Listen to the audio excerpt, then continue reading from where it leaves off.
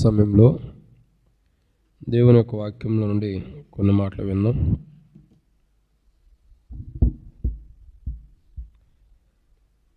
అపోస్తలుడైన పౌలు హెబ్రీయులకు రాసిన పత్రిక. అపోస్తలుడైన పౌలు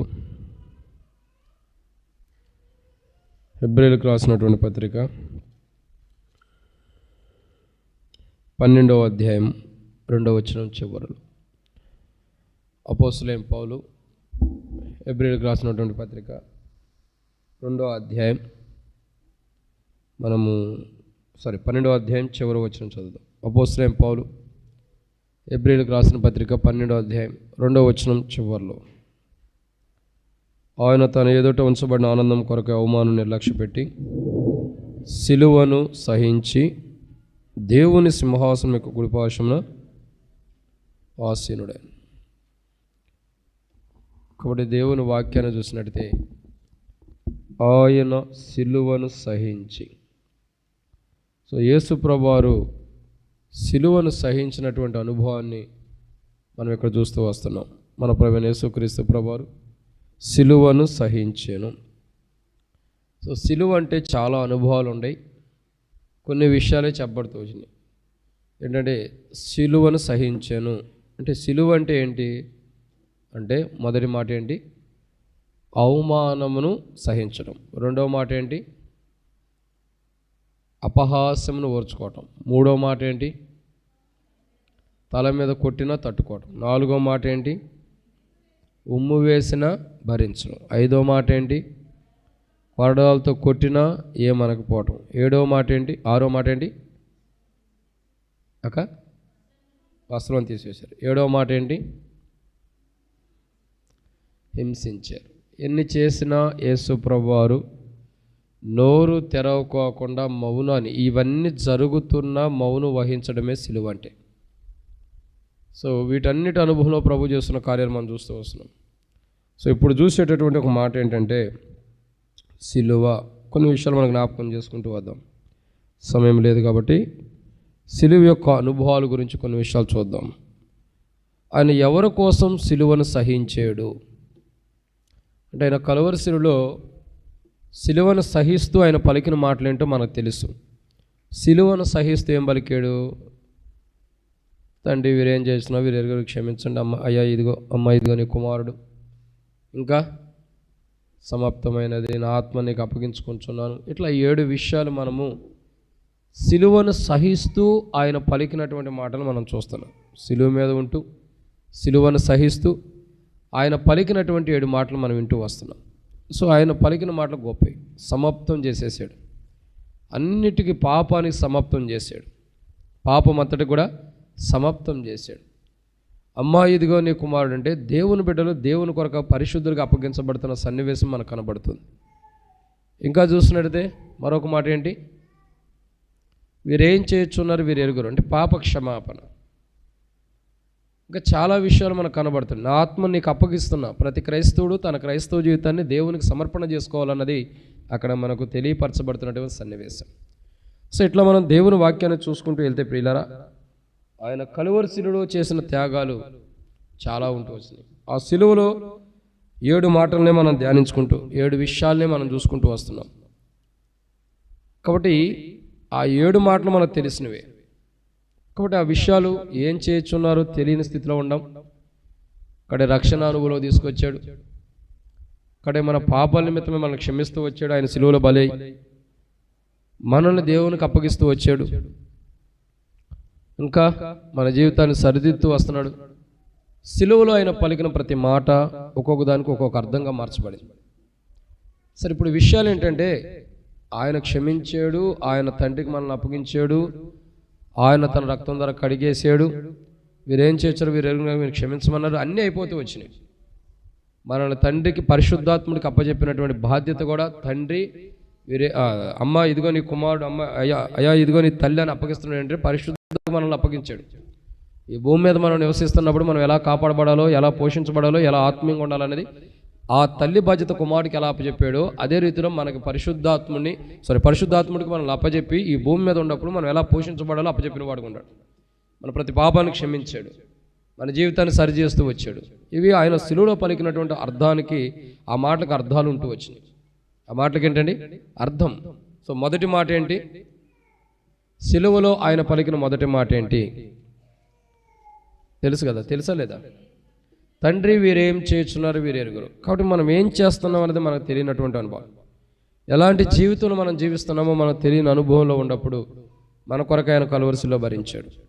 రెండోదిగా, నువ్వు నాతో కూడా పరదేశంలో ఉంటావు అంటే ఒక పాపను జీవిస్తున్న పాపాత్ముడిని క్షమించి సరిదిద్ది అతన్ని పరలోక రాజ్యంలోకి రావడానికి ఆహ్వానిస్తున్నాడు. మూడోదిగా, అమ్మా అంటే పరిశుద్ధాత్ముడికి మనల్ని అప్పగిస్తున్నటువంటి భూమి మీద మనం ఉంటాం కాబట్టి యోహాను సువార్త 17వ అధ్యాయంలో ఆయన చేసిన ప్రార్థన ప్రకారం మనల్ని అప్పగిస్తున్నాడు. నాలుగోదిగా, అంటే ఏలి లాభా సమాప్తాన్ని అని ఎందుకు వెళుతున్నా నన్ను ఎందుకు చేయి విడిచింది. సో ఆ రోజు దేవుడు తన కుమారునికి చేయి విడటం ద్వారా మన చేయి పట్టుకుంటున్నాడు అన్న దానికి సాదృశ్యం బయలుపరచబడింది. ఇంకా ఐదవదిగా, దప్పిగొనుచున్నాను అంటే ఒక క్రైస్తవ జీవితంలో, ఒక క్రైస్తవ యొక్క అనుభవంలో మనం ఎలా సమృద్ధి కలిగిన విశ్వాస జీవితం ఉండాలని తెలియపరచబడుతుంది. ఇక అంటే మన జీవితాన్ని ఆయన ఎలా భుజిస్తున్నాడు, మన పాపను ఎలా తాగుతున్నాడు అన్నది, అంటే దానికి విముక్తి ఎలా ఇస్తున్నాడు కనబడుతుంది. 6 సమాప్తమైనది అని చెబుతున్నాడు. అంటే పాపానికి విముక్తినిచ్చేసాడు, ప్రతి మనిషిలో ఉన్న పాపానికి సమాప్తం చేసాడు. ఇది 6. 7వదిగా, తండ్రి నా ఆత్మ నీకు అప్పగిస్తున్నా. సో ప్రతి మనిషి కూడా 7 అనుభవంలో వచ్చేము, ఇంకా జీవిస్తూనే ఉన్నాం. అదే ఇక్కడ గమనించాల్సిన విషయం ఏంటంటే 7 అనుభవం మనకు వచ్చింది. సో ఇక్కడ విషయం ఏంటంటే అసలు సిలువను సహించాడు కదా, ఆయన ఎవరి కోసం సిలువను సహించాడు? సహించబట్టే ఈ సిలువలో ఈ మాటలు పలుకుతున్నాడు. సో ఆయన ఎవరి కోసం సిలువను సహించాడు అని అంటే ఒక 7 విషయాలు చెప్పచ్చు. వాటిని ధ్యానించే మునుపు చిన్న ప్రార్థన చేసుకుందాం ప్రభు నడిపింపు కొరకై.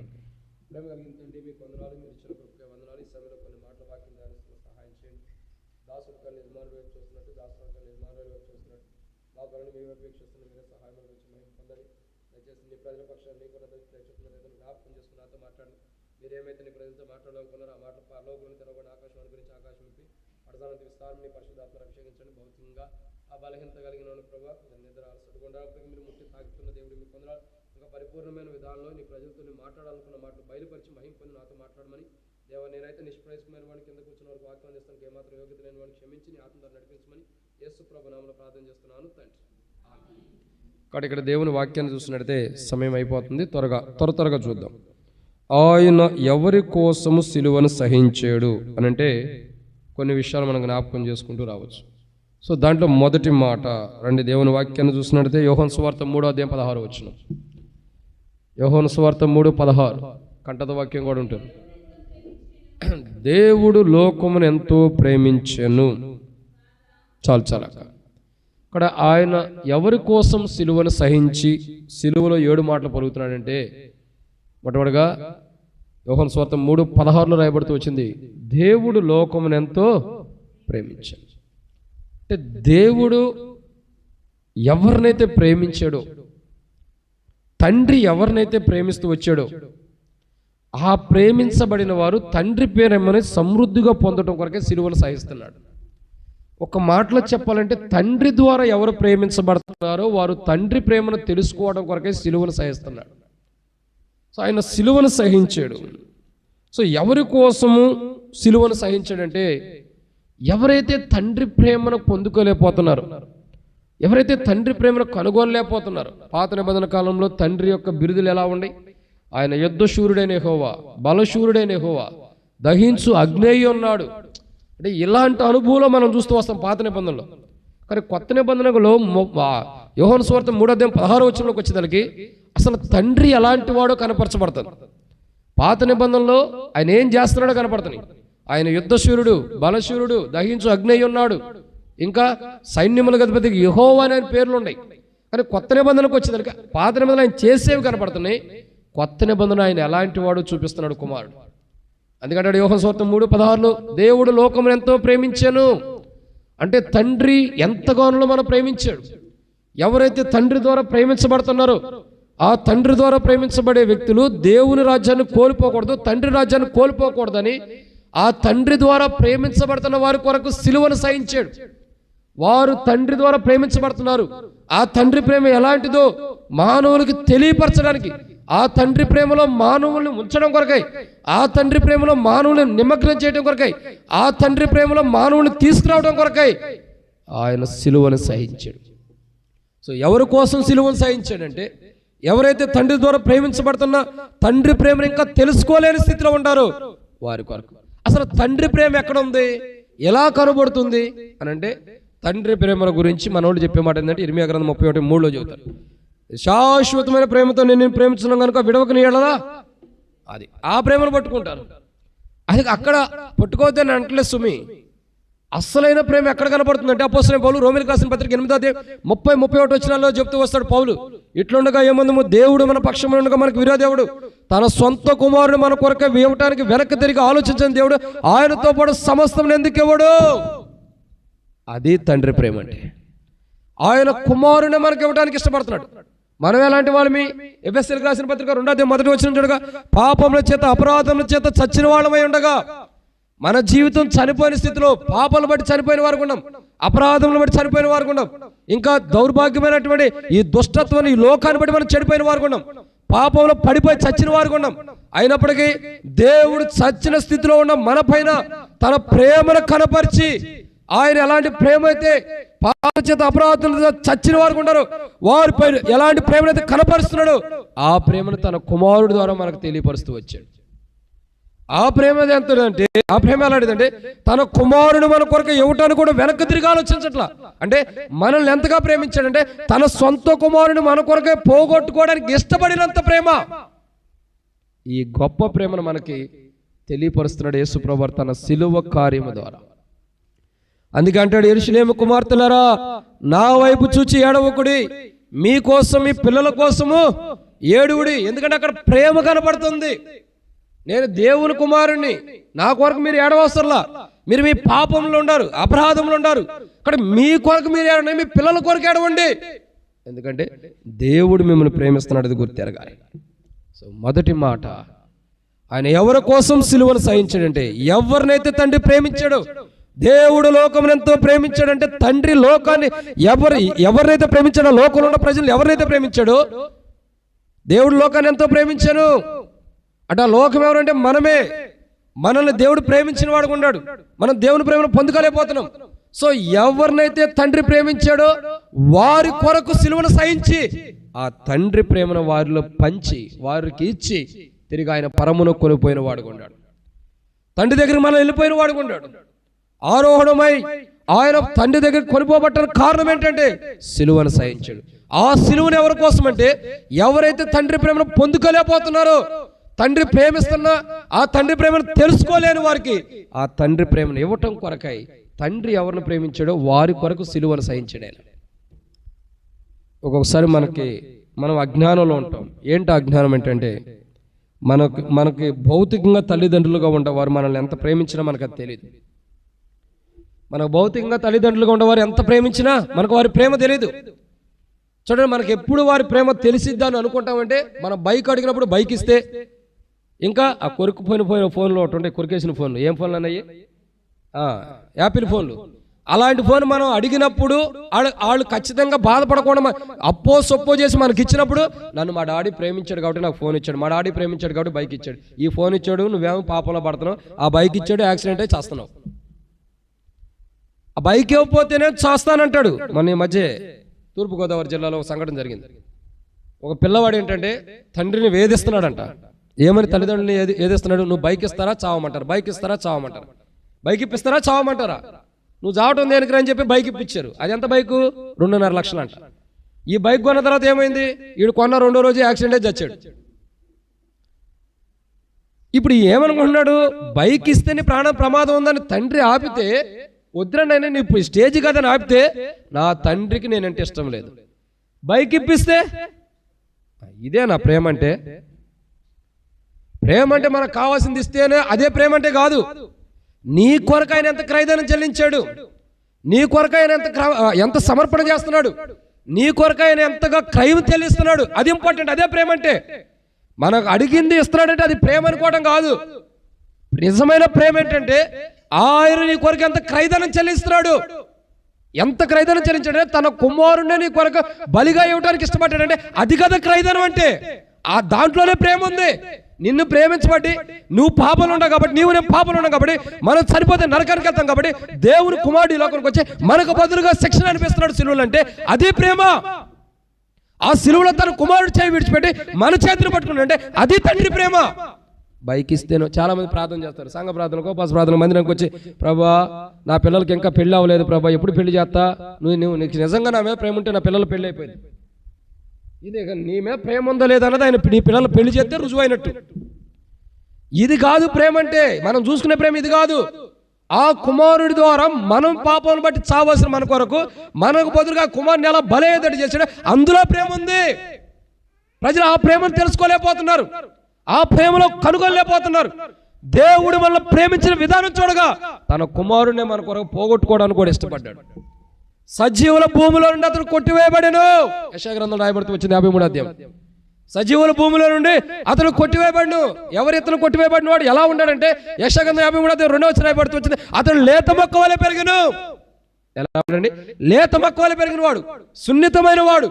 అలాంటి ప్రభువుని అలాంటి ప్రభు అయిన తన కుమారుని మన కొరకు పోగొట్టుకోవడానికి ఇష్టపడ్డాడు. అది ప్రేమ అంటే. ప్రేమ అంటే మన అడిగిని పొందుకుంటున్నామంటే అది కాదు ప్రేమ అంటే. మనకి ఏదైనా ఇవ్వడానికి తాను ఏం కోల్పోతున్నాడో తండ్రి, అదే ప్రేమ అంటే. అవును కదండి, తన కుమారుని కోల్పోయాడు, అది కదా ప్రేమ అంటే. తన కుమారుడి వీపుకి దెబ్బలు పడేటట్టు చేస్తున్నాడు, అది కదా ప్రేమ అంటే. యెషయా గ్రంథం రాయబడుతూ వచ్చింది, అతను నలగొట్టడానికి యెహోవాకి ఇష్టమాయను, అది ప్రేమ అంటే. చాలా మంది ఈ ప్రేమను పొందుకోలేక దీన్ని ఒక కులంగా మతంగా ముద్రించి పక్కన పడేశారు. యేసు ప్రభు అంటే కులం, యేసు ప్రభు అంటే మతం. ఎవరు చెప్పాడు? యేసు ప్రభు అంటేనే తండ్రి మనల్ని ఎలా ప్రేమించాడో ఆ ప్రేమను మనం తెలియపరుస్తున్నాడు. అదే యేసు ప్రభు అంటే. ఇంక మతాలు కులాలు లేవు. యేసు ప్రభు అంటేనే దేవుడు మనల్ని ఎలా ప్రేమించాడో ఆ ప్రేమను మనం తెలుసుకోలేకపోయాం. ఆ ప్రేమను మనం తెలియపరిచి తండ్రి ప్రేమ మనలో ఉంచి తిరిగి తండ్రిని ప్రేమించేవాడుగా చేశాడు. అది తండ్రి ప్రేమ అంటే. అది ప్రేమ అంటే యేసు ప్రభు అంటే. చాలా మంది దేవుని ప్రేమను తెలుసుకోలేకపోతున్నాడు. దేవుడు ప్రేమించాడు, మనం పాపం చేసాం, మనల్ని ప్రేమించాడు. ఇప్పుడు బల దగ్గరికి వస్తున్నాం, మళ్ళీ పాపలు ఒప్పుకున్నాం, క్షమిస్తున్నాడు, అయిపోయింది. దేవుడు నన్ను ప్రేమించాడు, అందుకే నన్ను క్షమిస్తున్నాడు. జాగ్రత్త. నేను ఒక మాట చెప్పమంటారా? రక్షణ మార్మోస్ బాప్టిజం పొందిన వాళ్ళందరూ పరలోక రాజ్యానికి వెళ్తారు లేదా? వెళ్తారు లేదా? చెప్పండి. రక్షణ మార్మోస్ బాప్టిజం పొందిన వాళ్ళందరూ పరలోక రాజ్యానికి వెళ్తారు లేదా? అక్క నేను వర్తమానం చెబుతున్నాను, నువ్వు చెప్పొద్దు, ఆగు. చెప్పండి. రక్షణ మార్మోస్ బాప్టిజం పొందిన వాళ్ళందరూ పరలోకానికి వెళ్తారు లేదా? మా దగ్గర బైబిల్ స్టడీ జరిగింది మహిమ గల సంఘం గురించి.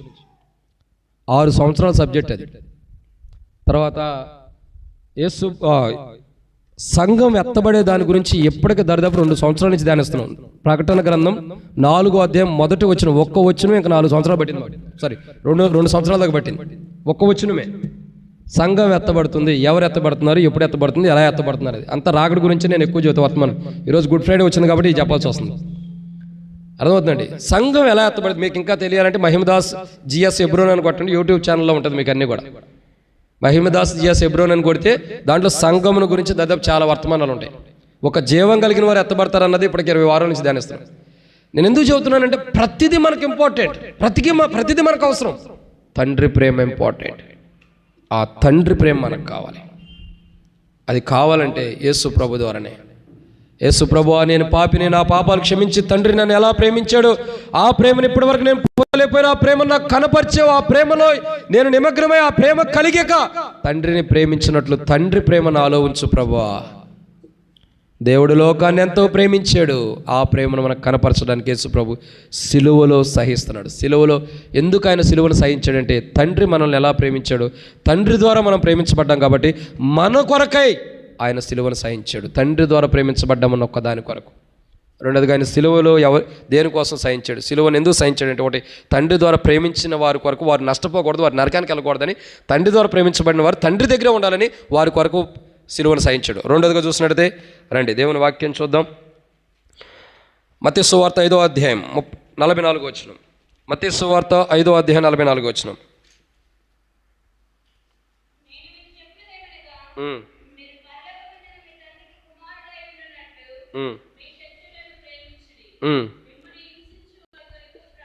చాలా కాబట్టి ఇక్కడ రెండో కోణం చూస్తున్నాం. ఆయన సిలువను ఎవరి కోసం, దేనికోసం సహించాడు అని అంటే మొట్టమొదటిగా ఆయన సిలువను ఎవరి కోసం, లేదా ఆయన ఎవరి కోసం సిలువను సహించాడంటే, మొదటగా తండ్రి ద్వారా ఎవరు ప్రేమించబడుతున్నారో వాళ్ళు తండ్రి దగ్గరికి వెళ్ళాలని వారి కొరకు సిలువను సహించాడు. సిలువలో అన్ని బాధలు పట్టడం కారణం ఏంటంటే తండ్రి ద్వారా మనం ప్రేమించబడుతున్నాం కాబట్టి మనం తండ్రి దగ్గరికి వెళ్ళాలని మన కోసం సిలువను సహించాడు.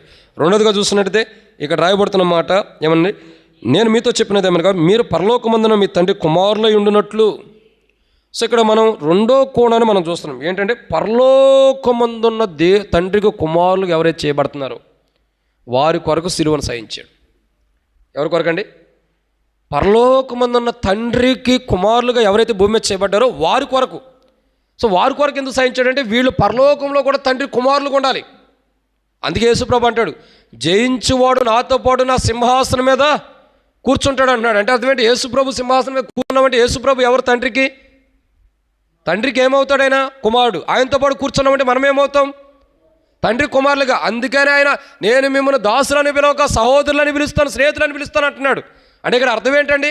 యేసు ప్రభుతో పాటు మనం కూర్చున్నామంటే ఆయన సింహాసనం మీద దేవునికి మనం కూడా కుమారులమై ఉన్నాం. అందుకే యేసు ప్రభు భూమి మీద అంటాడు మనకు తండ్రి ఒక్కడే, ఆయన పరలోకమందునే ఉన్నాడు. అంటే ఇక్కడ అర్థం ఏంటండి? దేవుని కుమారులుగా మనం చేయబడ్డాలి. సో దేవుని కుమారులుగా దేవుడు మనం చేసుకోవడానికి ఇష్టపడ్డాడు. కానీ దేవుని కుమారుడికి ఉండాల్సిన లక్షణాలు మనకు లేవు. దేవుని కుమారుడికి ఉండాల్సిన లక్షణాలు ఏంటి? యేసు ప్రభు పాపంలో పడ్డా? యేసు ప్రభు ఎక్కడైనా పాపం చేస్తూ వచ్చాడా? పోనీ మాటల ద్వారా అయినా, ప్రవర్తన ద్వారా అయినా, చూపుల ద్వారా అయినా, ఆలోచన ద్వారా అయినా, ఆయన క్రియల ద్వారా అయినా ఎక్కడైనా పాపం చేసిన వాడుకుంటాడా? అసలు మనం వెతకడానికైనా కనపడిద్దా? లేదు. అందుకే అన్నాడు కదా, నాలో పాపం ఉందని స్థాపించగలవాడు ఎవడు? సో ఆయనలో మనం వెతకడానికి కూడా పాపం అన్నది లేదు. ఆయన చూపుల్లో, ఆయన తలంపుల్లో, ఆయన ఆలోచనలో, ఆయన మాటల్లో, ఆయన క్రియల్లో, ఆయన విధానంలో, ఆయన ప్రవర్తించిన ప్రవర్తనలో, ఆయన జీవించిన జీవితంలో ఎక్కడా కూడా పాపం అన్నది మనం వెతకడానికి కూడా కనపడదు.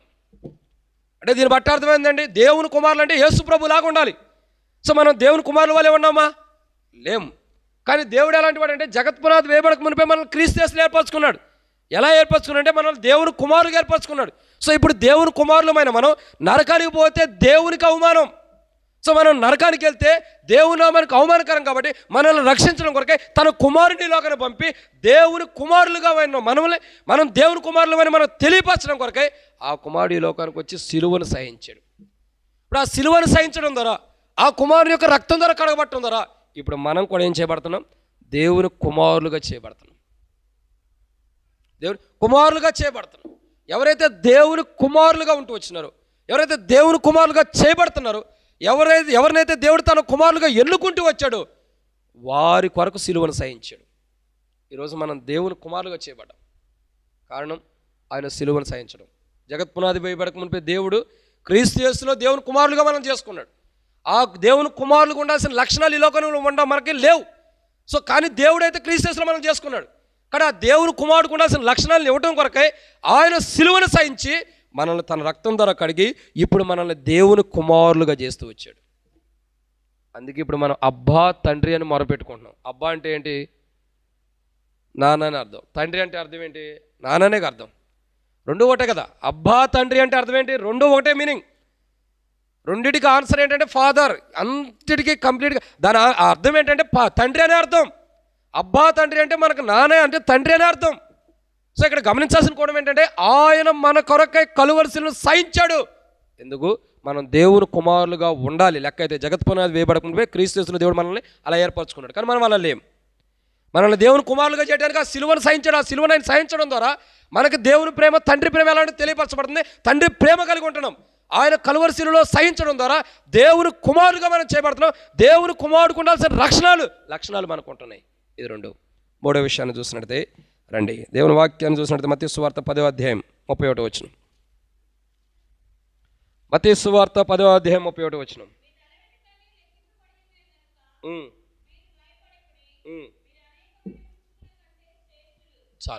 చాలా కాబట్టి ఇక్కడ మనం చూస్తున్న మూడో కోణం, ఆయన ఎవరి కొరకు సిలువను సహించాడు. మొట్టమొదటిగా తండ్రి ఎవరిని ప్రేమించాడో వారి కొరకు సిలువను సహించాడు. రెండోదిగా తండ్రికి ఎవరైతే కుమారులుగా చేయబడాలో వారి కోసం సిలువను సహించాడు. మూడవదిగా ఎవరి కోసం సిలువను సహించాడంటే మూడవ మాట ఇక్కడ రాయబడుతూ వచ్చింది, ఎవరైతే తండ్రి దృష్టిలో శ్రేష్ఠులుగా ఉండారో వారి కొరకు. సో అక్కడ ఏమని రాయబడుతూ వచ్చిందండి? చదవక్క మరొక మాట, మీరు అనేకమైన పిచ్చుకుల కంటే. ఎవరైతే ఈ లోకంలో శ్రేష్ఠులుగా చేయబడుతూ వచ్చారు, తండ్రి ద్వారా ఎవరైతే శ్రేష్టకరమైన వారి గుండి వచ్చారో, తండ్రి ద్వారా ఎవరైతే శ్రేష్టకరమైన అనుభవం తీసుకురాబడుతూ వస్తున్నారో వారి కొరకు సిలువను సహించాడు, వారిని తీసుకురావడం కొరకు. ఒకప్పుడు మనం శ్రేష్ఠులమా? శ్రేష్టమైనది అంటే అర్థం ఏంటి?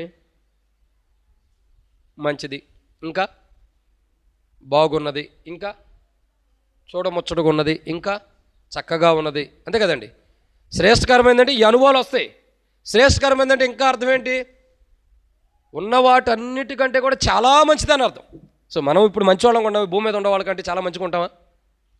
అంటే ఎవరి గురించి నేను అన్న సుమి, నా గురించి నేను, మీ గురించి మీరు అర్థం చేసుకోండి. ఎవరి గురించి వాళ్ళు ప్రశ్నించుకోవడమే, మనల్ని మనం విమర్శించుకునేలా తీర్పులోకి రాకపోతామని అపోస్తలుడైన పౌలు కొరింథీయులకు రాసిన మొదటి పత్రిక 11వ అధ్యాయంలో చెబుతూ వస్తాడు. సో ఇప్పుడు మనల్ని మనం విమర్శించుకుంటే మనం మంచివాళ్ళమేనా? కాదు. మనలో ఏ మంచి లేదు. పోనీ మన క్రియలు అన్న ఉండే అంటే బైబిల్ రాయబడుతూ వచ్చి మన క్రియలు మురికి కొట్టేవాళ్ళే ఉండేయంట. అంటే ఏ మంచితనం లేదు మనలో. సో ఇక్కడ గమనించాల్సిన కూడా అంటే మనము దేవుని దృష్టిలో శ్రేష్ఠులమే, కానీ శ్రేష్టకరమైన జీవితం మనకు లేదు. ఆ శ్రేష్టకరమైన అనుభవంలోనే తీసుకురావడానికి ఆయన సిలువను సహించాడు. మనల్ని శ్రేష్టకరమైన వారుగా, ఎంతో మంచివారుగా, ఎంతో చక్కని వారుగా, ఒక్క మాటలో చెప్పాలంటే అపోస్తలుడైన పౌలు ఎఫెసీయులకు రాసిన పత్రిక 5వ అధ్యాయం 25వ వచనం నుండి 27 వచనాలు రాయబడతాయి. 27 వచనాలకు అక్కడి వరకు రాయబడుతూ వస్తాయి. ఏమని? అది మహిమగల సంఘముగా, అక్కడ మచ్చైనను డాగైన ముడతను లేక మహిమగల సంఘముగా, నిర్దోషమైనదిగా, మహిమగల సంఘమైన సిద్ధపరచుడికై తనను తానే అప్పగించుకున్నాడని రాయబడుతూ వచ్చింది. సో ఇక్కడ గమనించాల్సిన కోణం ఏంటంటే ఏ మంచి లేదు, ఏ మంచి లేని మనల్ని ఎంత మాత్రం మనం చూసిన దేవుడు చూస్తే శ్రేష్టకరమైన వారిగా మనం లేం. కానీ దేవుడు చూడండి, ఒక మాట చెప్తేనండి, దేవుడికి ఏదైనా మనం సమర్పణ చేయాలంటే, ఏదైనా అర్పించుకోవాలంటే ఎలాంటిది అర్పించుకోవాలి? ఒక గొర్రె పిల్ల ఉంది పాత నిబంధనలో, దాని మొహం అంతా మచ్చలతో, దాని తల అంతా మచ్చలతో ఉందనుకోండి, దాన్ని అర్పిస్తే దేవుడు ఇష్టపడతాడా? పోనీ దాంట్లో ఏదైనా లోపం ఉంది, ఆ లోపం ఉన్నది అర్పిస్తారా? తిమోతి చెబుతూ వస్తాడు. ఒకసారి చెప్పాడు ఒక సాక్ష్యం, ఏంటో తెలుసండి. తిమోతి ఒక అతను వచ్చి ఒక సైకిల్ గిఫ్ట్ ఇచ్చాడంట. తెలుసుగా మీకు తిమోతి? నేను అంకుల్ దగ్గర ట్రైనింగ్లో ఉంది. ఓ సైకిల్ గిఫ్ట్ ఇచ్చాడంట.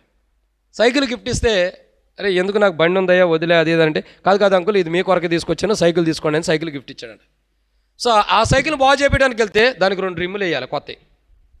ఏమయ్యాలా? 2 రిమ్ములు వేయాలి. ఆ 2 రిమ్ములకి ఏం కావాలా? సువ్వలు అల్లాలి. దానికి ఏం కావాలి? లోపల అబ్బులు కొత్త వేయాలి, దానికి సంబంధించిన గ్రీజు అంతా పెట్టాలి రెండింటికి. తర్వాత ఏం చేయాలి? ఆ ఫ్రేమ్ ఉంది కదా, అది మొత్తం తీసుకెళ్ళి ఇళ్ళింగ్ చేపించురావాలి.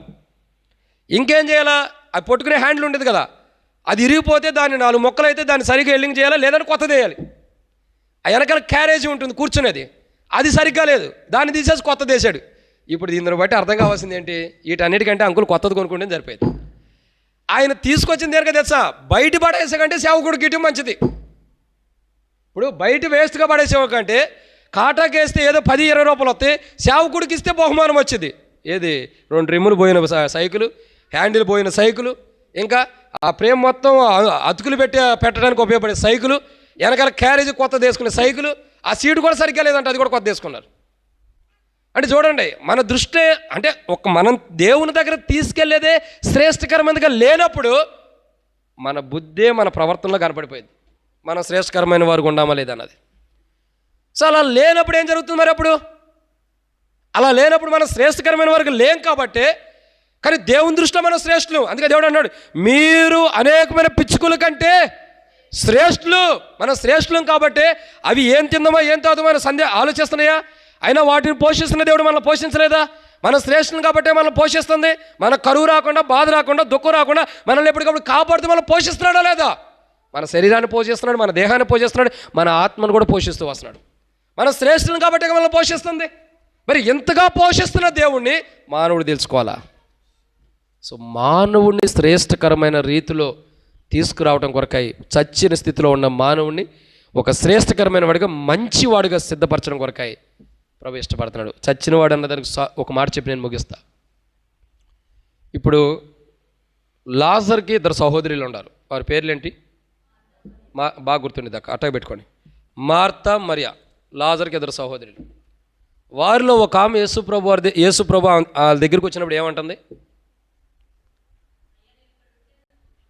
అది చెప్పాల్సింది చెబుతుంది. ఏమంటుంది? అయ్యా నువ్వు ఇప్పుడు వచ్చావు, అప్పుడు ఉంటేనే బాగుండేది కదా, ఇప్పుడు ఎందుకు వచ్చావు? ఇంకా ఆయన ఆల్రెడీ 4 రోజులు అయింది పెట్టి, 4-3 రోజులు అయింది, కుళ్ళిపోయి ఉంటాడు. ఇప్పుడు దీంతో వాసన కొట్టిద్ది, వద్దు తీయద్దు. మా యోహాను సువార్త 11:41 వచ్చిన రాయబడుతూ వచ్చింది. 40 నుండి యేసు కన్నీరు విడిచాడు. తర్వాత రాయబడుతూ వచ్చింది, నమ్మకం మాత్రం ఉంచుము.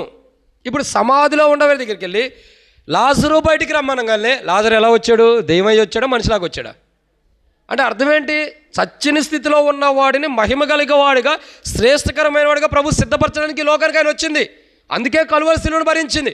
చనిపోయి ప్రేతేల వస్త్రములు కలిగిన మన జీవితాల్లో పాపముల అపరాధం చేత చుట్టబడి అంటబడి ఉన్న మన జీవితాన్ని ఆ ప్రేతేల వస్త్రములు కలిగిన వాడు బయటకు వస్తే ఎలాగైతే వాటిని ఒప్పదీపడియో అలా మన జీవితంలో కూడా మరణమైన స్థితి నుంచి బయట తీసుకొచ్చి లాజరుని తన సహోదరులకు అప్పచెప్పినట్టు దేవునికి మనల్ని శ్రేష్టకరమైన వారుగా అప్పచెప్పడం కొరకే యేసు ప్రభువు సిలువను సహించాడు. ఇది ఎన్నో మాట అండి ఇది 3. మనల్ని శ్రేష్టకరమైన వారుగా దేవునికి ప్రభు అప్పగించడం కొరకై సిలువను సహించాడు. లాజర్ని ఎలా తన సహోదరులకు అప్పచెప్పాడు, అలా మనల్ని శ్రేష్టకరమైన వారుగా దేవునికి అప్పచెప్పడానికి మన కంటిన మాలిన్యాన్ని అంతటిని తీసివేసి ఆయన కలువరి సిలువ ద్వారా దేవునికి మనల్ని అప్పచెప్పడం కొరకై ఆయన సిలువను సహించాడు. ఇది ఎన్నో మాట 3. 4వ విషయాన్ని చూద్దాం రండి. 4వదిగా మత్తయి సువార్త 18వ అధ్యాయం 14వ వచనం. మత్తయి సువార్త 18వ అధ్యాయం 14వ వచనం.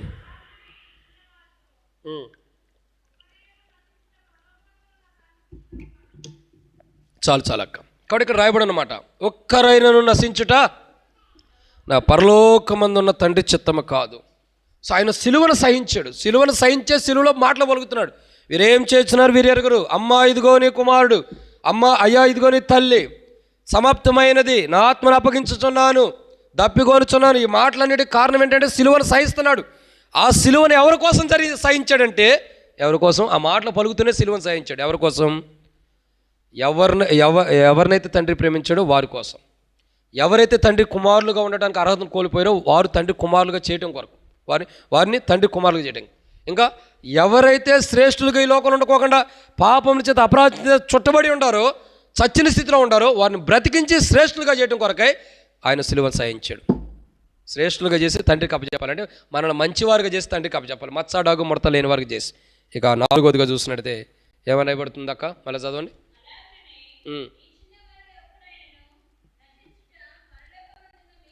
అది చాలు అక్క. కాబట్టి ఇక్కడ రాయబడిన మాట ఎవరు నశించకూడదని. ఆయన దృష్టిలో ఎవరైతే నశించకూడదో వారి కొరకు, తండ్రి దృష్టిలో ఎవరు నశించకూడదని ఉందో వారి కొరకు సిలువను సహిస్తున్నాడు.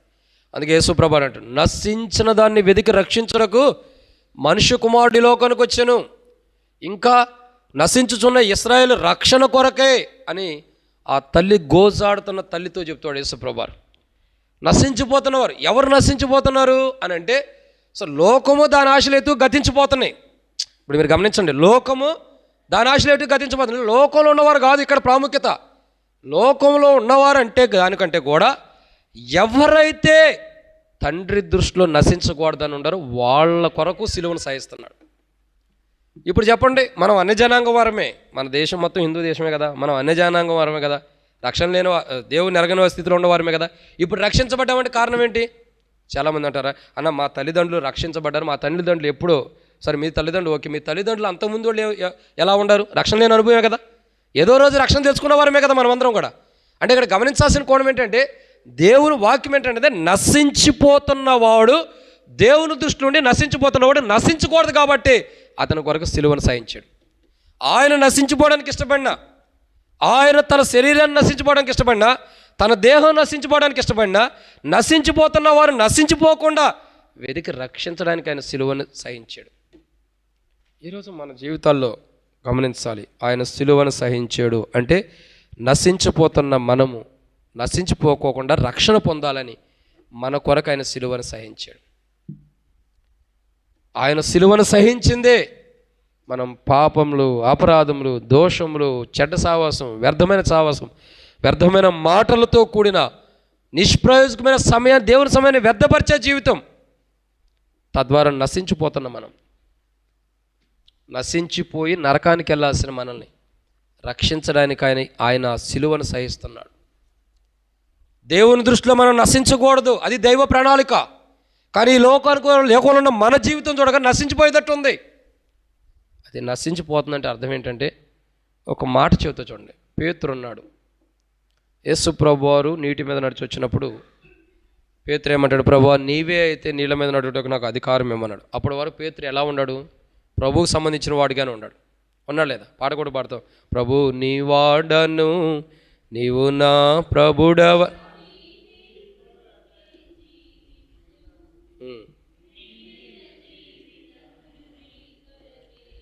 చాలా మిగిలిన టైంలో నేను ముగిచ్చేస్తాను. కాబట్టి ఇక్కడ ఏం పాట పాడతాం? ప్రభు నీ వాడను నీవు నా ప్రభుడు అని మనం పాట పాడుతూ వస్తాం. ఇప్పుడు పేతురు ఎలా ఉన్నాడు? ప్రభువుని చూసినప్పుడు ప్రభు వాడుగానే ఉన్నాడా లేదా? ప్రభు బిడ్డగానే ఉన్నాడు లేదా? సరే, పేతురు కొన్ని ప్రభా నీవే అయితే నడుటకి నాకు అధికారం ఇమ్మన్నాడు. సరే రా పేతురు, నువ్వు నా వాడివి, నేనేం చేస్తున్నాను, నా క్రియల్లో నీకు కూడా పాలు పంపులు ఉన్నాయి, రా అని రమ్మన్నాడు. ఈ అన్న ఏం చేశాడు? సగం దూరం వెళ్ళాడు. అంతకుముందు భూతమని భయపడ్డారు కదా, ఇప్పుడు నిజమేనేమని అనుకున్నట్టుగా వెళ్తున్నాడు. సగం దూరం వెళ్ళంగా ఏమైంది? 2 అడుగులు వేసాడేమో, మునిగిపోతున్నాడు. ఇప్పుడు ఏమంటున్నాడు? ప్రభా నేను మునిగిపోతానంటే నశించిపోతున్నాను ప్రభా అని కేకలు పెడుతున్నాడు. ప్రభు ఏం చేశాడు? మళ్ళీ వచ్చి ప్రభు చేయెత్తి పైకి లేపినెడతాడు. ఇదే సందర్భం మానవుడి జీవితంలో జరుగుతుంది. మనం దేవుని బిడ్డలమే, కొన్ని పరిస్థితులను బట్టి దేవుని తెలుసుకోక దేవుని ఎడల ఉన్న అవిశ్వాసం బట్టి నశించిపోతున్నాం ప్రభు, నా పాపాలు క్షమించి నేను నశించిపోయే స్థితిలో ఉండా, మరణ పంచులో ఉండా, నన్ను కాపాడు ప్రభు అన్నప్పుడు పేతురును ప్రభు ఎలాగైతే తన చేయిచ్చి పైకి లేవనెత్తాడో అలా మనల్ని లేవనెత్తాడు యేసు ప్రభు ద్వారా దేవుడు. అలా లేవనెత్తడం కొరకు ఆయన కలువరి శిలువలో సహిస్తూ వచ్చాడు. ఆ శిలువని ఎందుకోసం సహించాడంటే ఎవరి కోసం అంటే నశించిపోతున్నాం మనం, దేవుని బిడ్డలమే. కానీ దేవుని బిడ్డలకు ఉండాల్సిన గుణలక్షణాలు లేకుండా లోకాన్ని బట్టి నశించిపోతున్న మనల్ని తిరిగి లేవనెత్తడం కొరకై ఆయన శిలువను సహించాడు. ఇది ఎన్నో మాట? 4వది. 5వ మాటను చూద్దాం రండి. దేవుని వాక్యాన్ని చూసినట్టు ఆయన ఎవరి కోసం శిలువను సహించాడు? 5వ మాట మత్తయి సువార్త 25వ అధ్యాయం 34వ వచనం. మత్తయి సువార్త 25వ అధ్యాయం 34వ వచనం.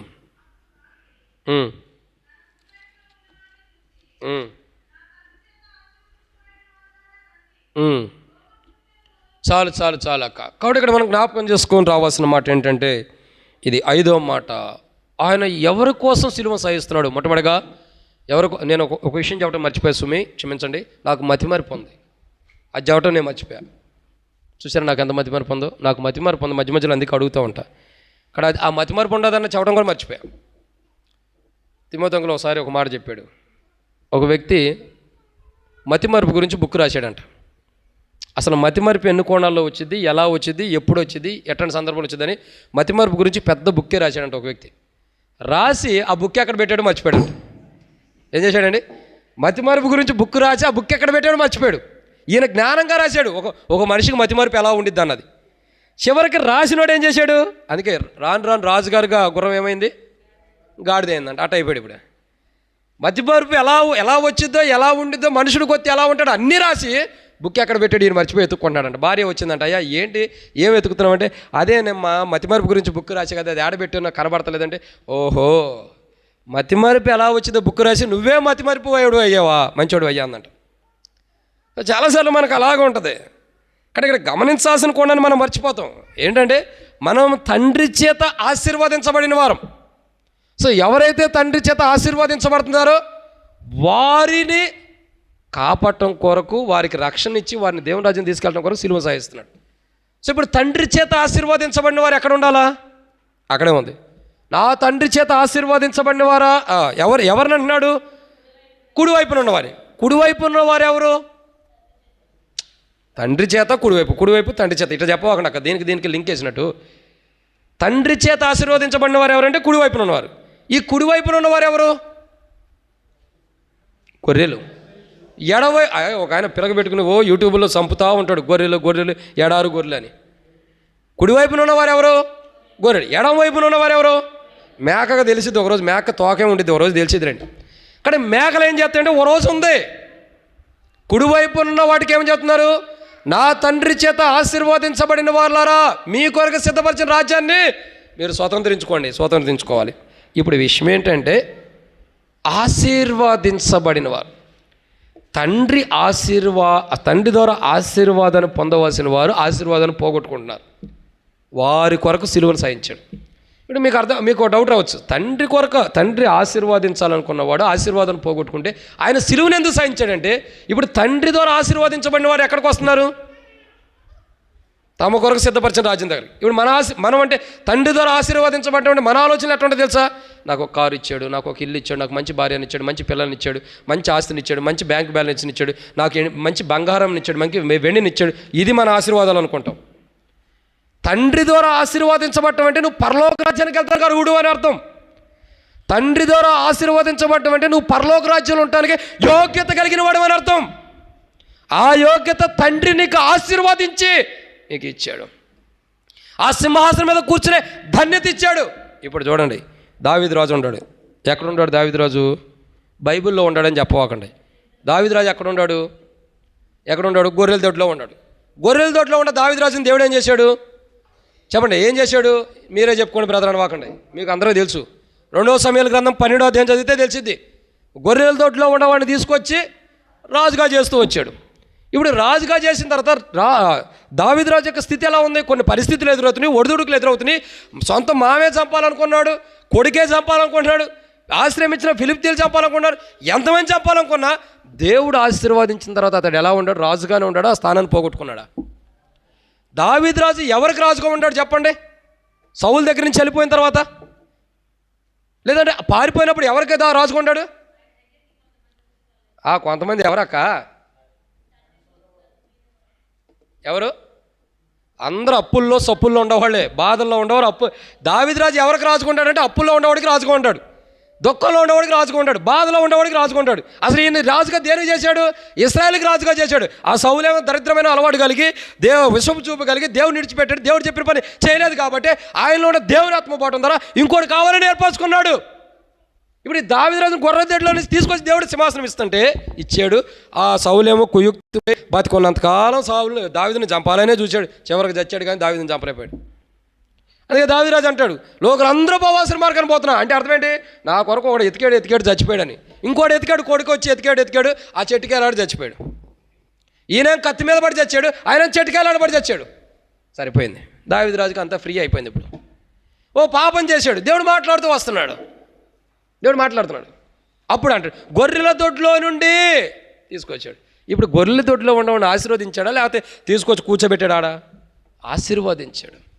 ఆయన్ని ఆశీర్వదించబట్టే కదా ఆయన గర్భం నుండి వచ్చిన సొలొమోను దేవుని మందిరం కట్టింది.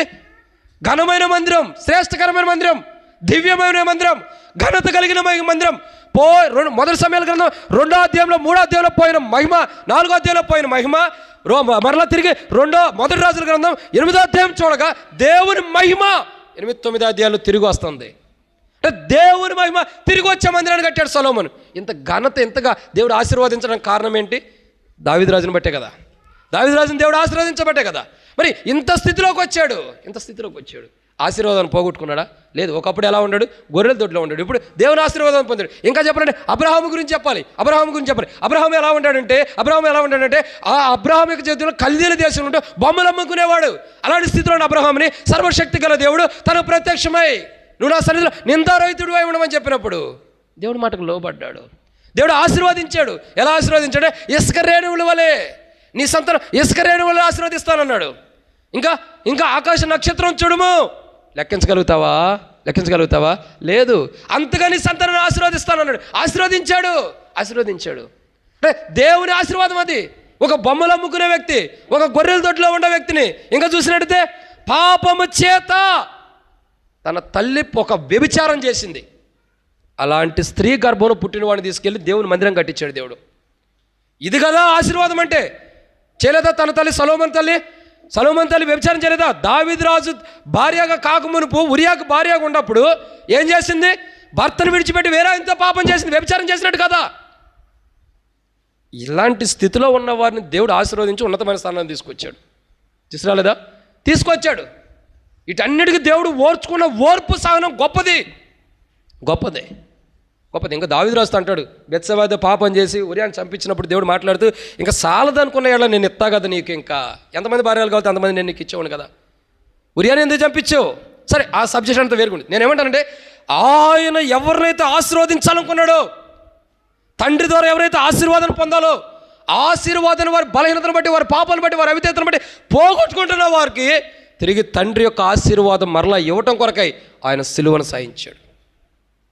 ఏదైతే తండ్రి ద్వారా వచ్చే ఆశీర్వాదాలు మనం పోగొట్టుకుంటామో అవి తిరిగి మనం పొందుకోవడం కొరకై ఆయన సిలువను సహించాడు. ఆయన సిలువను సహించిందే ఏవైతే తండ్రి ద్వారా ఆశీర్వాదాలు పోగొట్టుకున్నావు అవి తిరిగి మనకు ఇవ్వడానికి ఇప్పుడు పొందుకున్నాం. మనం పొందుకున్నాం లేదా? తండ్రి ద్వారా ఆశీర్వాదాలు పొందుకున్నాం లేదా? ఏంటి ఆశీర్వాదం? దేవుని రాజ్యంలో మనం ఉంటాం, అది ఒక ఆశీర్వాదం కదా. మనకి నిత్యత్వంలో మనం ఉంటున్నాం, అది ఆశీర్వాదం కదా. పరలోక రాజ్యంలో ఎన్ని కాపులు ఉంటాయి చెప్పండి? ఒక చెట్టు ఉంది, దానికి ఎన్ని కాపులు ఉంటాయి తెలుసా? పరలోక రాజ్యంలో ఓ చెట్టు ఉంది, దానికి కాపులు ఉంటాయి అని తెలుసా? ఎన్ని కాపులు కాస్తాయి? అది 12 కాపులు ఖచ్చితంగా కాస్తుంది. నెలకు ఒక కాపు కాస్తుంది. ఇంకా పరలోక రాజ్యం ఏముంది? జీవవృక్షం ఉంది. సో ఇవన్నీ ఆశీర్వదించబడిన వాడిగా పొందుకుంటుంది. ఏమన్నాడు అక్కడ? నా తండ్రి చేత ఆశీర్వదించబడిన వాళ్ళారా, మీ కొరకు సిద్ధపరిచిన రాజ్యంలో మీరు ప్రవేశించడం అంటున్నాడు. ప్రవేశించిన తర్వాత ఇవన్నీ పొందుకునేవాళ్ళు వీళ్ళు ఆశీర్వదించబట్టే కదా దాన్ని. అందుకనే కదా కానాను దేశాన్ని దేవుని దైవ సంకల్పంలో ఆశీర్వదించాడు కాబట్టి కానానులోకి వెళ్ళి సమృద్ధి అయినటువంటి విధానంలో వాళ్ళు ఉంటుంది. అంతకుముందు బాధలు పడ్డారు, కష్టాలు పడ్డారు, కానానులోకి వెళ్ళిన తర్వాత సుఖ సంతోషాలు ఇచ్చాడు కదా దేవుడు. ఇక్కడ ఏంటి? ఆశీర్వాదం. దేవుడు ఆశీర్వాదించాలని మనల్ని ఆశీర్వదించాలని ఇష్టపడ్డాడు. ఆశీర్వాదం ఏంటంటే భౌతికమనే కాదు, పరసంబంధమైన ఆశీర్వాదంతో మనకి ఇవ్వాలని ఆశీర్వదించాలని ఇష్టపడ్డాడు. మనం భౌతికమైన వాటి మీద పెట్టవాకండి. ఏం తిందుమా, ఏం తాగుదుమా, ఇదే మన ఆశీర్వాదాలు అనుకుంటాం. అవి కాదు, పరసంబంధమైన ఆశీర్వాదం మనకి ఇవ్వాలనుకున్నాడు. కానీ అవి మనం పొందుకునే స్థితిలో లేనప్పుడు తన కుమారుని లోకాన్ని పంపి ఆ కుమారుని ద్వారా కలువరిశిల్లో ఆ కుమారుడు ప్రాణం పెట్టడం ద్వారా, ఆ కుమారుని రక్తం ద్వారా మనం కడగబట్టడం ద్వారా ఇప్పుడు మరలా దేవునితో మనకి సంధి చేయబడింది. అదే అపోస్తలుడైన పౌలు రోమీయులకు రాసిన పత్రిక 5వ మొదటి వచనం అంటాడు, ఇప్పుడు ఆయన కుమారుని ద్వారా దేవునితో మనం సమాధానపరచబడ్డామట. ఇప్పుడు ఏమవుతుంది? పరసంబంధమైన ఆశీర్వాదాలన్నీ కూడా మనకు వచ్చేస్తున్నాయి. ఇప్పుడు మనకు వచ్చినాయి. భౌతికమైన ఆశీర్వాదాల గురించి నేను చెబుతున్నా సుమి. పరసంబంధమైన ఆశీర్వాదం ఏంటి? జీవవృక్ష ఫలం భుజించాలి. అసలు పరలోక రాజ్యం వెళ్ళాలి, జీవవృక్ష ఫలం పొందాలి, జీవ కిరీటాన్ని పొందాలి, ఇంకా మహిమా కిరీటాన్ని పొందాలి, వాడబారిన కిరీటాన్ని పొందాలి. ఇవన్నీ ఆశీర్వాదాలే కదా. ఇవన్నీ పరసంబంధమైనవి. ఇవి పొందుకోలేని స్థితిలో మనం ఉంటాం. మన పాపాలను బట్టి, మన అపరాధాలను బట్టి, మనం చేసిన దుర్మార్గపు జీవితాన్ని బట్టి, మనం జీవించే పాపాన్ని బట్టి అలాంటి స్థితిలో ఉన్నాం. ఈ స్థితి నుండి పరసంబంధమైన ఆశీర్వాదాలు ఒకరోజు మనం పరలోకానికి వెళ్ళినప్పుడు మనకి ఇవ్వటం కొరకై ఆయన కుమారుడు యేసు ప్రభువు సిలువలో సహించాడు. పరసంబంధమైన ఆశీర్వాదాలు పొందవలసిన వారి కొరకు సిలువను సహించి మనల్ని కడిగి ఇప్పుడు పరసంబంధమైన ఆశీర్వాదాలు పొందుకునే అనుభవంలోకి ప్రభు తీసుకొచ్చాడు. సిలువను సహించాడు ఎవరి కోసం అంటే పరసంబంధమైన ఆశీర్వాదాలు పొందాల్సిన వారి కొరకు, అవి ఇవ్వటం కొరకు. ఇక 6వ మాట చూద్దామండి. రండి, ముగిస్తున్నాను. 6వ మాట యోహాను సువార్త 17వ అధ్యాయం 2వ వచనం. యోహాను సువార్త 17వ అధ్యాయం 2వ వచనం. నీ కుమారుడు నిన్ను మహిమపరచునట్లు నీ కుమారుని మహిమపరచుము. చాలు అక్క, అంతే. అంటే కుమారుని ద్వారా ఎవరికి నిత్య జీవం ఇవ్వాలనుకుంటున్నారో వారి కొరకు సిలువను సహించాడు. ఇప్పుడు కుమారుని లేదా మనకు నిత్య జీవం ఉందా? లేదు. ఎవరైతే యేసు ప్రభువుని నోటితో ఒప్పుకుని ఆయన మృతుల్లో నుండి దేవుడు ఆయన మృతుల్లో లేపడని హృదయం మంది విశ్వసించిన యెడల వారు రక్షించబడుతున్నారు. అప్పుడేగా మనకు నిత్య జీవం. అంటే ఎవరైతే కుమారుని ద్వారా నిత్య జీవం పొందాలని దేవుడు తన ప్రణాళికలో నిర్ణయించాడో వారి కొరకు, అంటే నిత్య జీవం పొందవలసిన వారి కొరకు సిలువను సహిస్తున్నాడు. మరి మనం నిత్య జీవం పొందే స్థితిలో లేమంటే లేము. సో నిత్య జీవం పొందాలంటే కొన్ని క్వాలిటీస్ అవసరం. కొంత పరిశుద్ధమైన జీవితం, పవిత్రమైన జీవితం, నిర్దోషమైన జీవితం, పాపుల్లో చేరక ప్రత్యేకించబడిన జీవితం కావాలి, దేవుని రాజ్యానికి అర్హమైన జీవితం కావాలి, ఒక మాదిరికరమైన జీవితం కావాలి. అవన్నీ మనకాడ ఉన్నాయి. అవన్నీ మనకుంటే యేసు ప్రభుతో మనకు పని ఏంటి? అవన్నీ లేదు కాబట్టి ప్రభువులో ఉన్నాయి కాబట్టి ప్రభుత్వమే మన పని. సో ఇక్కడ మనం గమనించాల్సిన మాట అండి ఇది. 6వదిగా కుమారుని ద్వారా నిత్యజీవం.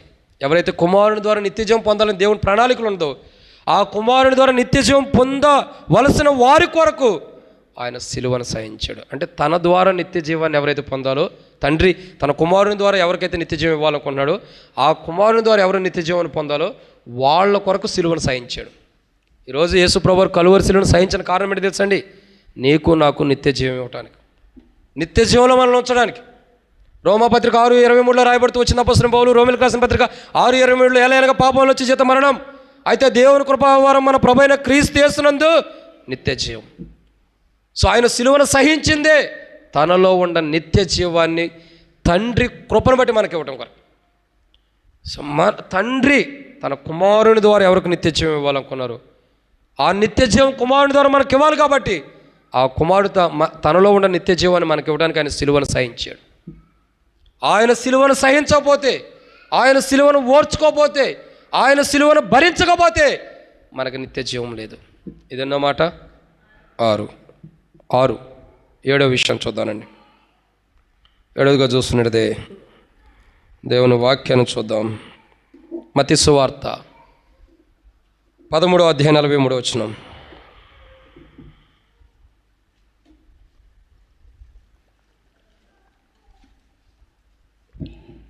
మత్తయి సువార్త 13వ అధ్యాయం 43వ వచనం.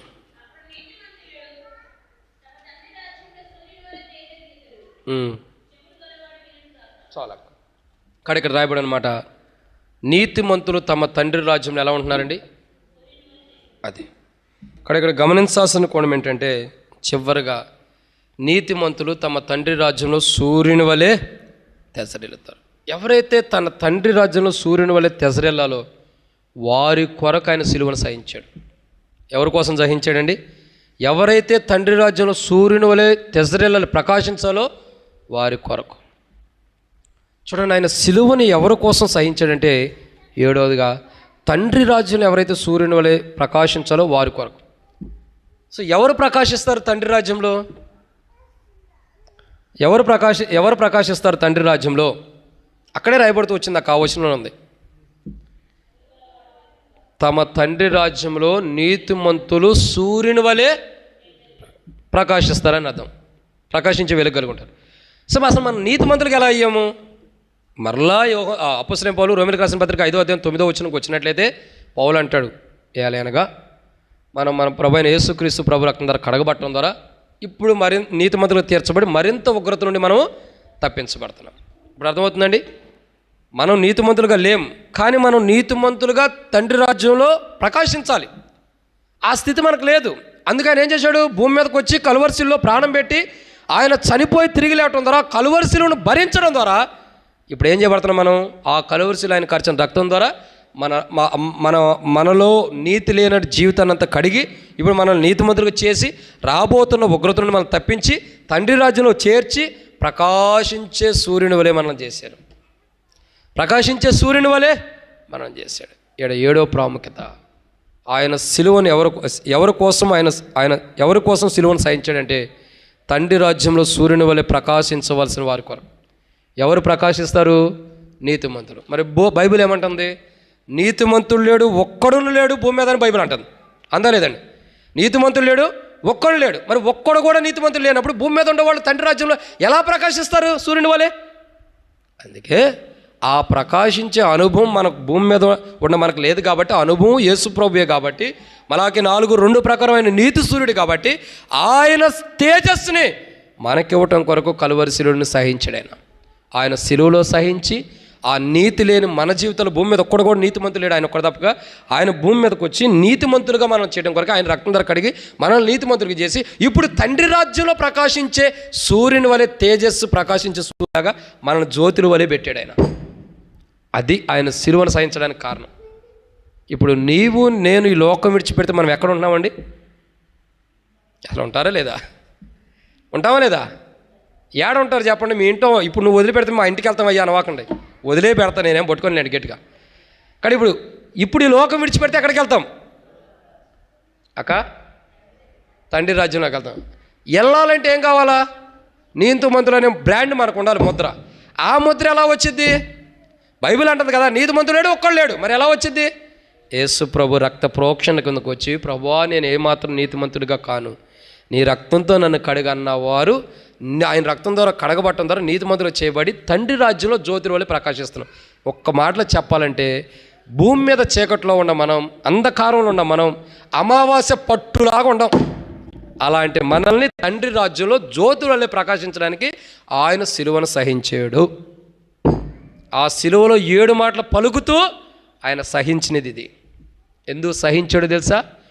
నువ్వు చీకట్లో ఉండవు, నిన్ను తీసుకెళ్ళి సూర్యుడిలాగా చేసి తండ్రి రాజ్యంలో ప్రకాశింప చేయటం ఆయన ధ్యేయం. అందుకే సిలువను సహించాడు. ఆ సిలువను ఆయన సహించకపోతే, ఆ సిలువలో ఆయన రక్తం కార్చపోతే, భూమి మీద కూడా నీతిమంతులు లేడంటే మనం ఏడ ఉంటాం? నీతిమంతులు ఇంకా ఉంటాం? మనం లేనట్టే కదా. అప్పుడు మన తండ్రి రాజ్యంలో జ్యోతి వల్ల ఉంటామా? బైబిల్ ఏమంటుంది? నీతిమంతులు తమ తండ్రి రాజ్యంలో జ్యోతి వల్లే ప్రకాశిస్తారు.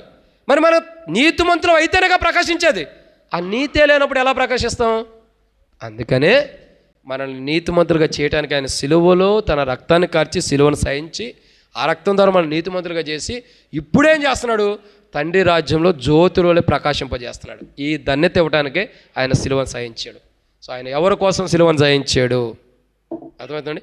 ఆయన ఎవరి కోసం సిలువను సహించాడంటే 7 విషయాలు చెప్పాం. మొదటిగా, తండ్రి ప్రేమ ఎవరికైతే కనపరచబడుతుందో, తండ్రి ఎవరినైతే ప్రేమిస్తున్నాడో వారి కోసం సిలువ సహించాడు. ఎందుకంటే తండ్రి ప్రేమ వాళ్ళు పొందుకోవడం కొరకు. 2, ఆయన సిలువను ఎందుకు సహించాడు? పరలోకమందున్న తండ్రికి మనం కుమారులుగా ఉన్నాము, ఆ స్థితిని పోగొట్టుకున్నాం, తిరిగి ఆ కుమారులుగా చేయటం కొరకు. 3, ఆయన సిలువను ఎందుకు సహించాడు? శ్రేష్టకరమైన అంటే మంచి జీవితం మనకు లేదు, అసలు మనం మంచోడమే కాదు, కాబట్టి శ్రేష్టకరమైన జీవితాన్ని ఇవ్వడం కొరకు ఆయన సిలువను సహించాడు. 4, నశించిపోకుండా తండ్రి చిత్తంలో మనం పేతురు వలె మునిగిపోకుండా తిరిగి తండ్రిలో ఎప్పుడు ప్రకాశించే వరకు, జీవించే వరకు జీవాన్ని కలిగి ఉండాలని మన కొరకైనా సిలువను సహించాడు. 4వదిగా మాట. 5వదిగా, తండ్రి చేత ఆశీర్వదించబడిన వారు అంటే పరసంబంధమైన ఆశీర్వాదాలు మనం పొందాలని మన కొరకు సిలువను సహించాడు. 6వదిగా, ఆయన ద్వారా, కుమారుని ద్వారా తండ్రి ఎవరికైతే నిత్యజీవం ఇవ్వాలనుకున్నారో ఆయన ద్వారా నిత్యజీవం మనం పొందడం కొరకై మనకు నిత్యజీవం అన్నది లేదు, మనకు డైరెక్ట్ లేదు, ఆయన ద్వారానే. అందుకే ఆయన సిలువను సహించి మనకు నిత్యజీవాన్ని ఇచ్చాడు. 7వదిగా, ఆయన ఎవరి కోసం సిలువను సహించాడు? ఎవరైతే తన తండ్రి రాజ్యంలో సూర్యుని వలె తేజరిల్లుతారో, ప్రకాశించాలని తండ్రి ఇష్టపడ్డాడో వారి కొరకు సిలువను సహించి, భూమి మీద నీతి లేని వారి కొరకు సహించి, వారి నీతి లేని జీవితం కొరకు సిలువను సహించి, ఆయన రక్తం ద్వారా నీతిమంతులు చేసి, ఇప్పుడు తండ్రి రాజ్యంలో నీతిమంతులు ప్రకాశించే సూర్యుని వలె నీతిమంతులుగా సిద్ధపరిచాడు. వీళ్ళకి ఈ అనుభవంగా ఇంకా చాలా అనుభవాలు ఉన్నాయి. ఈ అనుభవం కలిగిన వారి కొరకు ఆయన సిలువను సహించాడు. సహించి సిలువలో ఆయన పలుకుతున్న మాట, వీరేం చేయుచున్నారు వీరెరుగరు, తండ్రి వీరిని క్షమించు, దప్పిగొన్నా, అమ్మా ఇదిగో నీ కుమారుడు, అమ్మా ఇదిగో నీ కుమారుడు. ఇంకా చాలా విషయాలు చెప్పాడు. ఇంకా ఆయన చెప్పిన మాటలు చాలా అద్భుతాలు. నా ఆత్మను అప్పగిస్తున్నా, తన ప్రాణాన్ని విడిచిపెట్టిన అనుభవం, తన బాధ్యతను తన తండ్రి ఏదైతే తనకు బాధ్యత అప్పచెప్పాడో దాన్ని కంప్లీట్ చేసేసాడు భూమి మీద. ఏంటా కంప్లీటెడ్ అంటే, తండ్రి ఇష్టపడినట్లు మనం సిద్ధపరచడమే కంప్లీటెడ్ పని. తండ్రి మనం ఎలా ఉండాలని ఇష్టపడ్డాడో ఆయన కలువరి శిలువ ద్వారా మనల్ని అలా సిద్ధపరిచాడు. యేసు ప్రభు రక్తం ద్వారా, యేసు ప్రభు అదే పని ముగింపు, సమాప్తి. ఈరోజు ఇంకా మన జీవితంలో సమాప్తం కానివి ఏమైనా ఉండయా? నువ్వు దేవుని కుమారుడుగా, కుమార్తెగా ఉండాల్సిన స్థానాన్ని పోగొట్టుకున్నది ఏమైనా ఉందా? పరసంబంధమైన ఆశీర్వాదాలు పోగొట్టుకునేది ఉందా? నీతి లేని జీవితం ఉందా? దేవుని కుమారుడుగా, కుమార్తెగా ఉండే ధన్యతను పోగొట్టుకున్నామా? ప్రభు దగ్గరికి వచ్చి సరి చేసుకుందాం. ఆయన సిలువను సహించిందే నిన్ను నన్ను తండ్రి రాజ్యంలో పెట్టడం కొరకే. మనం ఎలా ఉండాలన్నది 7 విషయాలు చెప్పాం. ఎలా ఉండాలనే సిలువను సహించాడో చెప్తూ వచ్చాం. మనం అలా ఉండాము లేదా? ఆల్రెడీ ఆయన సిలువ రక్తం ద్వారా కడగబడ్డాం. ఎన్నో గుడ్ ఫ్రైడేలు మన జీవితంలో జరిగినాయి. కడగబడుతూనే వస్తాం, దినదినం కడగబడుతూనే వస్తున్నాం. ఇప్పుడు చెప్పబడిన వాక్య పెరుగులో మనం తండ్రి దగ్గరికి వెళ్తానికి సిద్ధంగా ఉన్నామా? అడుగో పెండ్లు కుమారుడు అంటే పెండ్లు కుమారుడు ఎదుర్కోవడానికి సిద్ధంగా ఉన్నామా? బుద్ధి లేని కన్యకల వలె దివిటీలు చక్కబరుచుకోవడానికి బయటికి వెళ్ళే స్థితిలో ఉన్నామా? చక్కబరుచుకున్న వారు ప్రభు పెండ్లు కుమారు దగ్గరికి వెళ్తున్నారు, చక్కబరుచుకోలేని వారు వెతుక్కుంటూ వెళ్తున్నారు. వెతుక్కునే జీవితం ఉందా? సిద్ధపడిన జీవితం ఉందా? ఆయన సిలువను సహించింది దేని కొరకంటే, అంత బాధపడి నొప్పులు భరించి, గాయపరచబడి, దున్నబడి, ఇవంతా దేని కొరకంటే నిన్ను నన్ను పరలోక రాజ్యం చేర్చడానికి. ఈ లోకంలో పడే కష్టాలు, ఆ నరకంలో కాలిపోయే స్థితిని మార్చడం కొరకై ఆయన సిలువను సహించాడు. ఆ సిలువ కార్యములు, పాపాలు ఒప్పుకోకుండా ఆయన నీ కొరకై ఎంత సహించాడో దాన్ని ఒప్పుకోకపోతే ఒకరోజు నష్టపోతాం. ప్రార్థన ఇది ఒక వర్తమానం కాదండి, ప్రార్థనే. అందరు కళ్ళు మూసుకోండి. ప్రార్థన.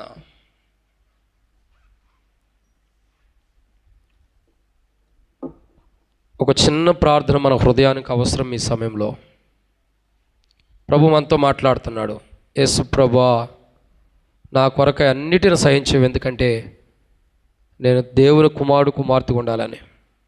ఆ సిలువను సహించిందే నన్ను దేవుని కుమార్తె చేయటానికి, నాకు పరసంబంధమైన ఆశీర్వాదాలు ఇవ్వటానికి, నన్ను నీతిమంతులుగా చేయటానికి, నన్ను తండ్రి రాజ్యంలో ప్రకాశింపజేసే కొరకాయ. ప్రభా, నువ్వు ఇంత త్యాగం చేసినా నాలో ఇంకా పాపాలు ఉండే ప్రభా. ఆ మోసం, అబద్ధాలు, రహస్యమైన జీవితం, ఎవరో తెలియకుండా చేసే పనులు, ఆ ఫోనుల్లో ఆ వ్యర్థమైన విధాల్లో చాటింగులు కాదు, రకరకాల విధానాలు, నేను చేసే తప్పులు నా తల్లిదండ్రులకి, నా బంధువులకి, స్థానిక సేవకుడికి తెలియపోవచ్చు, నీకు తెలుసు. కానీ వాటన్నిటిని సమాప్తం చేయడానికి ఈరోజు సిలువకెక్కావు. ఇదిగో సమాప్తమాయను. నాలో ఉన్న ప్రతి పాపంను సమాప్తం చేయడానికి ఇష్టపడుతున్నావు. నా అబద్ధపు జీవితం, మోసం, దొంగతనం, వ్యభిచారం, పాపంతో కూడిన చెడ్డ ఆలోచనలు, దురాలోచనలు అన్నిటిని కూడా సమాప్తం చేయడానికి ఇష్టపడుతున్నావు.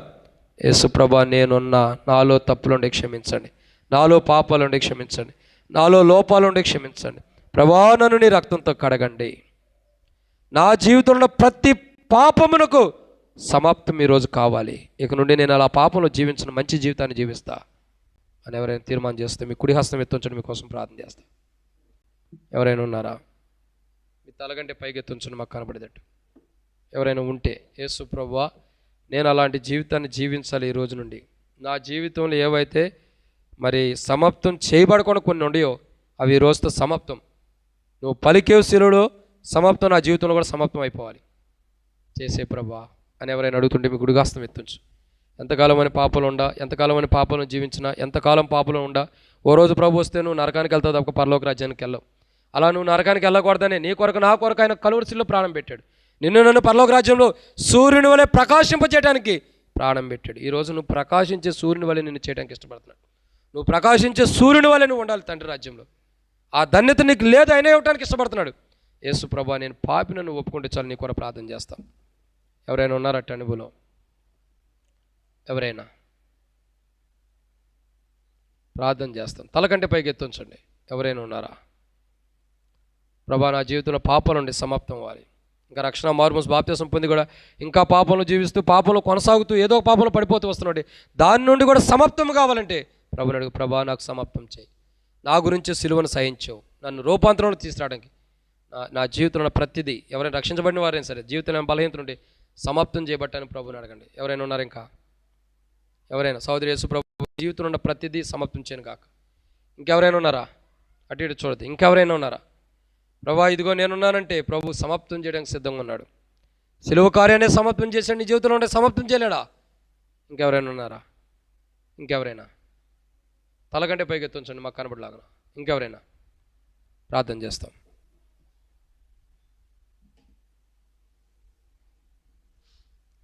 ప్రార్థన. పరిశుద్ధుడు అయిన తండ్రి, నీ ప్రేమను బట్టి వందనాలు. సిలువను గురించిన వార్త నశించే వారికి ఎరితనం, రక్షించబడే వారికి దైవశక్తి లేఖనాల్లో రాయించి పెట్టి, సిలువను సహించి పాపానికి ప్రాయశ్చిత్తం కలిగించి పరలోక రాజ్యపు ద్వారాన్ని తెరిచి ఆహ్వానిస్తున్న నీ ప్రేమ గొప్పది. పరలోకంలో నీతిమంతులు సూర్యుని వలె తేజరిల్లుతారని సెలవిచ్చిన వాగ్దానము నమ్మదగింది. నీతిమంతుడవైన నీవు అనీతిమంతుల కొరకు సిలువలో బలైపోయారు. పరలోక రాజ్య సింహాసనం మీద ఆసీనుడవై ప్రభా, ప్రయాసపడి భారం మోస్తున్న సమస్త జనులారా నా దగ్గరికి రండి. తండ్రి వలన ఆశీర్వదించబడిన వారులారా, మీ కొరకు సిద్ధపరిచిన రాజ్యాన్ని స్వాతంత్రించుకొనుడని సెలవిచ్చారు. విత్తబడిన వాక్యానికి నీరు గట్టి ఫలింపజేసి సంఘ క్షేమాభివృద్ధి కొరకు, దాసుడు వచ్చి వదిలొచ్చిన సంఘము కొరకు ఆత్మీయమైన వాతావరణమునిచ్చి కాపాడి భద్రపరిచి కృపనిమ్మని యేసు ప్రభువు నామమున స్తుతించి ప్రార్థిస్తున్నాం తండ్రి. ఆమెన్.